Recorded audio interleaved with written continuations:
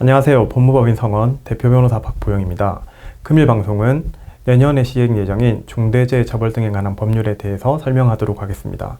특히 건설업이나 제조업을 경영하고 계시는 사업주께서는 이 법의 시행으로 혹시나 발생할 수 있는 법적 불이익에 대해 많은 고민을 하고 계시는데, 오늘 제가 설명드리는 부분을 잘 들으시고 사업을 운영하는 데 있어 도움이 되시길 바랍니다. 이 법의 입법 취지는 물류창고 건설 현장 화재 사고와 같은 산업재해로 인한 사망사고 및 가습기 살균제 사건, 세월호 참사와 같은 시민재해로 인한 사망사고 등의 사회적 문제에 관심이 집중되어 입법이 가속화되었습니다. 중대재해를 사업주, 법인, 기관 등이 운영하는 사업장 등에서 발생한 중대산업재해와 공중이용시설 또는 공중교통수단을 운영하거나 위험한 원료 및 제조물을 취급하면서 안전 및 보건 조치를 위반하여 인명사고가 발생한 중대시민재해로 구분하고 있습니다. 각 재해를 예방하기 위해 산업 및 보건의 의무를 사업주, 경영책임자, 법인 등에게 부과하고 위반 시에 처벌함으로써 근로자를 포함한 종사자와 일반 시민의 안전권을 확보하고 기업의 조직 문화 또는 안전관리 시스템 미비로 인해 발생하는 중대재해 사고를 사전에 방지하고자 합니다. 중대재해처벌법은 처벌의 하한을 설정하여 처벌을 강화하고 원하청 관계에서 중대산업재해가 발생했을 경우 원청의 경영책임자에게 책임을 물을 수 있게 하였습니다. 이 법은 공표를 한 2021년 1월 26일부터 1년이 경과한 날 이후인 2022년 1월 27일 날 시행이 되게 되어 있습니다. 다만 개인 사업자, 상시 근로자 50인 미만의 사업장, 건설업 공사 금액이 50인 미만인 경우에는 3년 후인 2024년 1월 27일부터 시행되는데, 개인 사업자, 상시 근로자 50명 미만의 사업장인 경우에는 3년 이후에 시행되지만, 상시 근로자 50인 미만의 사업장이라도 그 업이 건설업이고 공사 금액이 50억 이상인 경우에는 내년부터 시행됨을 유의하시기 바랍니다. 정부의 사업주 등에 대한 지원 및 보고에 관한 16조 규정은 2021년 1월 26일 바로 시행되고 있습니다. 이 법은 상시 근로자 5인 미만인 사업 또는 사업장의 사업주 또는 경영책임자에게는 적용하지 않는다고 적용재해가 명시되어 있습니다. 그렇지만 사업주가 중대재해처벌법상 경영책임자로서의 처벌을 받지 않을 뿐 산업안전보건법으로는 처벌을 받고 원청에 해당하는 경영책임자는 중대재해처벌법상 처벌을 받게 됨을 유의하시기 바랍니다. 조문의 개관을 보면 이 법은 총 16개 조항으로 되어 있고 1장 총칙, 2장 중대산업재해에 관한 규정, 3장 중대시민재해에 관한 규정, 4장 부칙으로 규정되어 있습니다. 1조는 이 법의 목적이 규정되어 있고요. 2조에서는 중대재해, 중대산업재해, 중대시민재해에 대한 정의가 규정되어 있습니다. 이 법에서 말하는 중대재해란 중대산업재해와 중대시민재해를 말하고, 중대산업재해란 산업안전보건법 제2조 1호에 따른 산업재해 중에 사망자가 1명 이상 발생하거나 동일한 사고로 6개월 이상 치료가 필요한 부상자가 2명 이상 발생하거나 동일한 유해 요인으로 급성 중독 등 대통령령으로 정하는 직업성 질병자가 1년 이내에 3명이 발생한 경우를 의미합니다. 중대시민재해란 특정 원료 또는 제조물, 공중이용시설, 공중교통수단의 설계, 제조, 설치, 관리상의 결함을 원인으로 하여 발생한 재해로서 사망자가 1명 이상 발생하거나 동일한 사고로 2개월 이상 치료가 필요한 부상자가 10명 이상 발생하거나 동일한 원인으로 3개월 이상 치료가 필요한 질병자가 10명 이상 발생했을 때를 의미합니다. 그리고 이 법에서 말하는 공중교통수단에는 도시철도, 철도 차량 중 동력차, 객차, 여객 자동차 운송 사업에 사용되는 승합차를 포함하는데, 이 경우에는 시외버스만 포함이 되고 택시나 시내버스, 마을버스, 어린이집 차량 등은 제외됩니다. 여객선, 항공기는 포함됩니다. 그리고 이 법에서 규정한 종사자란 근로기준법상 근로자는 포함이 되고 도급, 용역, 위탁 등 계약의 형식과 관계없이 그 사업을 수행하기 위하여 대가를 목적으로 노무를 제공하는 자, 이 노무를 제공하는 자는 계약의 형식과 관계없이 종사하는 업종에 대한 제한이 없습니다. 그리고 사업이 여러 차례 도급에 따라 행하여지는 경우에는 각 단계의 수급인과 가 또는 남목 관계에 있는 자를 포함하는데, 수급인은 법인과 개인 사업자 모두 해당될 수 있고, 수급인과 감목 또는 남목에 관계에 있는 자는 수급인의 근로자 또는 수급인에게 대가를 목적으로 노무를 제공하는 관계에 있는 자를 말합니다.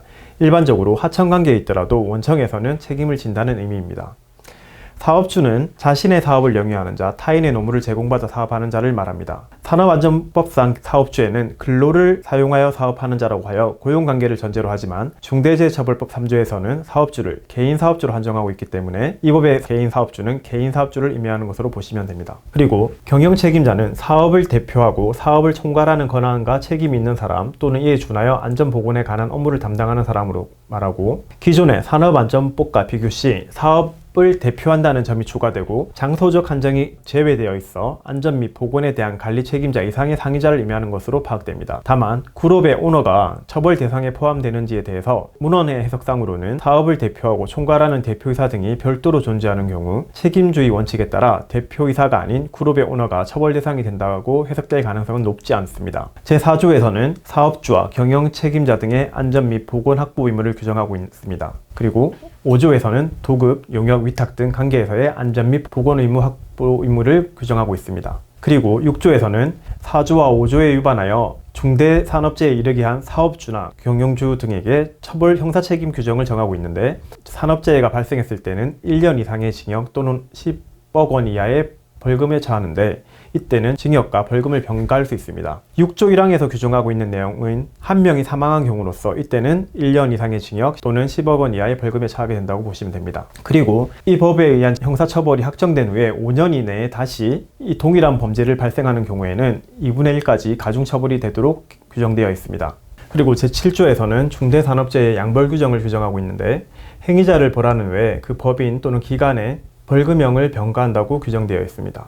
그리고 제8조에서는 안전보건교육의 수강을 규정하고 있고요. 제9조에서는 중대시민재해에 따른 사업주와 경영책임자 등의 안전 및 보건 확보 의무를 규정하고 있습니다. 그리고 10조에서는 중대시민재해 사업주와 경영책임자 등의 처벌에 관해서 규정하고 있습니다. 11조는 역시 중대시민재해로 인한 양벌 규정을 규정하고 있습니다. 그리고 12조는 형 확정 사실의 통보를 규정하고 있으며, 13조에는 중대산업재해 발생 사실에 대한 공표를 할 수 있음을 규정하고 있습니다. 그리고 14조에서는 심리 절차에 관한 특례를 규정하고 있는데, 이 법 위반 여부에 관한 형사재판에서 법원은 직권으로 피해자 또는 그 법정 대리인을 증인으로 신문할 수 있다고 규정하고 있습니다. 형사소송법 규정에서는 피해자 측의 신청이 있는 경우에만 필요적 증인 신문이 가능하도록 되어 있는 것에 대한 특례라고 보시면 됩니다. 그리고 변호인 등 신청에 따른 전문심리위원을 소송에 참여하도록 규정하고도 있습니다. 제15조 손해배상의 책임입니다. 사업주는 사업주 또는 경영책임자 등이 고의 또는 중대한 과실로 이 법에서 정한 의무를 위반하여 중대재해를 발생하게 한 경우 해당 사업주, 법인, 기관이 중대재해로 손해를 입은 사람에 대하여 그 손해액의 5배를 넘지 않는 범위에서 배상 책임을 진다고 규정하여 징벌적 손해배상 제도를 도입한 입법으로 볼 수 있습니다. 개인사업주의 경우 안전 및 보건 확보 의무의 이행자이면서 징벌적 손해배상 책임의 주체이기도 합니다. 또 법인과 기관과는 달리 면책 규정이 없습니다. 그러나 경영 책임자의 경우에는 해당 경영 책임자가 아니라 법인 또는 기관이 징벌적 손해배상 책임의 주체가 됩니다. 이 법이 16조에서 미리 말씀드린 것처럼 정부의 사업주 등에 대한 지원 및 보고가 이 규정은 현행 지금 시행되고 있는데요. 2021년 고용노동부 산재사망사고 감축 추진 방향 요약에 따르면 기업 스스로 위험성 평가를 하는 경우에는 사업장의 유해, 위험 요인을 찾아 재발생 위험성 평가, 안전 조치를 실시, 위험성 평가를 인정받은 50인 미만의 제조업 등에서는 산재보험료의 20%를 할인해주고 3년간 감면한다고 지원을 하고 있습니다. 그래서 여러분들이 좀 더 쉽게 이해하실 수 있도록 산업안전보건법과 중대재해처벌법을 비교를 해보면, 먼저 산업안전보건법의 의무주체는 사업주입니다. 사업주에는 법인 사업주와 개인 사업주가 모두 포함되고, 중대재해처벌법에 따른 의무주체는 개인 사업주와 경영책임자 등으로 범위를 확대하였습니다. 보호 대상으로는 근로자, 수급인의 근로자 등이 포함되나 중대재해처벌법에서는 근로자, 노무제공자, 수급인, 수급인의 근로자 및 노무제공자까지 하여 범위를 확대하였습니다. 그리고 적용 범위와 관련해서는 산업안전보건법은 전 사업자에게 적용되고, 다만 안전보건관리체제는 50인 이상에게 적용되지만 중대재해처벌법은 5인 미만의 사업장을 적용 제외하고 50인 미만의 사업장은 3년 후에 시행하는 것으로 규정하고 있습니다. 재해의 정의를 보면 중대재해는 산업재해 중에 사망자 1명 이상이 발생하거나 3개월 이상 요양이 필요한 부상자 등이 동시에 2명 이상 발생한 경우, 부상자 또는 직업성 질병자 동시에 10명 이상 발생한 경우를 포함하는데, 중대산업재해 역시 산업재해 중에 사망자 1명 이상, 동일한 사고로 6개월 이상 치료가 필요한 부상자 2명 이상, 동일한 유해인으로 급성 중독 등 직업성 질병자 1년 내 3명 이상이 발생한 경우에 포함됩니다. 처벌 수준을 보면 산업안전보건법에서는 자연인이 사망한 경우 7년 이하의 징역 또는 1억 원 이하의 벌금에 처한다고 규정하고 있는 반면, 중대재해처벌법에서는 사망한 경우 1년 이상의 징역, 10억 원 이하의 벌금에 처한다고 규정되어 있습니다. 그리고 양벌 규정에 따라 법인은 산업안전보건법에서는 10억 원 이하의 벌금에 처하는 반면, 중대재해처벌법에서는 사망 시 50억 원 이하의 벌금에 처하도록 되어 있어 그 형이 더 가중되어 있음을 볼 수 있습니다. 그렇다면 이렇게 종전의 산업안전보건법보다 더 형량이 강화된, 그리고 사업주나 경영 책임자에게 굉장히 중요하게 처벌될 수 있는 강력한 법이 내년부터 시행되게 되었는데요. 어떻게 하면 이러한 부분을 해소할 수 있을까, 준비를 할 수 있을까 많은 분들이 고민하고 있습니다. 그 부분에 대한 솔루션을 말씀을 드리면, 산업안전 컴플라이언스를 구축하는 것이 필요합니다. 중대재해처벌법은 처벌 수위가 높을 뿐만 아니라 대표이사 등에게 부과되는 의무가 강범위하고 포괄적이기 때문에 기업 입장에서는 산업안전 컴플라이언스 구축이 무엇보다 중요한데요. 현재 중대재해처벌법에 규정된 안전 및 보건 확보 의무를 성실히 실천하더라도 재해가 발생하면 처벌로 이어질 개연성이 매우 높습니다. 발생 가능한 리스크의 식별 및 평가를 통해 대응 방안을 수립하고 구체적으로 실행하면서 상시적으로 모니터링하는 단계로 진행이 되어야 합니다. 사업주와 근로자의 협력하에 계속적 자율적으로 실시하는 안전보건 관리 활동을 가리키는 안전보건 관리 시스템을 중심으로 컴플라이언스를 점검해야 하고요. 중대재해처벌법상 안전 및 보건 확보에 대한 범위를 적극적으로 확인해야 합니다. 특히 전사적 추진 체계 구축, 위험성 평가 실시 여부, PDCA (Plan to Check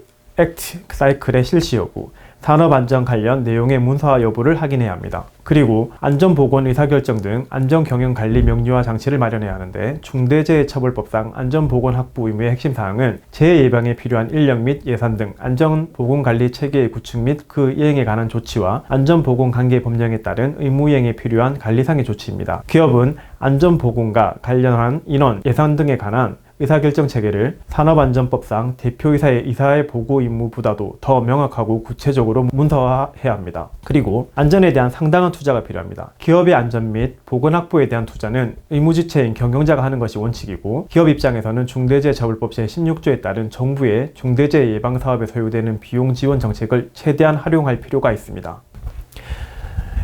이상 중대재해처벌법에 관한 관련 규정과 어떻게 하면 이 법에 대응할 수 있을지에 대해서 간략히 알아보았습니다. 아직까지 법이 시행되기 전이라서 많은 사업주들이 이 법에 대한 대응을 어떻게 해야 될지 의문이 많으실 텐데요. 실질적으로는 아직까지 아무런 이 법의 적용을 따라서 형사처벌을 받은 사람들이 없기 때문에 이 법에 대해서 법원이나 아니면 형사수사기관에서 어떤 식으로 처벌할지에 대해서는 방향성이 제대로 정립되지 않은 상태이긴 합니다. 그러나 그런 사건이 발생했을 때 대처하기보다는 미리 준비하는 자세가 필요하기 때문에 항상 이 부분에 대해서 관심을 많이 가지시고, 저희 법인에서 역시 계속적으로 업데이트를 할 예정이오니 필요하신 경우에 참고하시기 바랍니다. 감사합니다.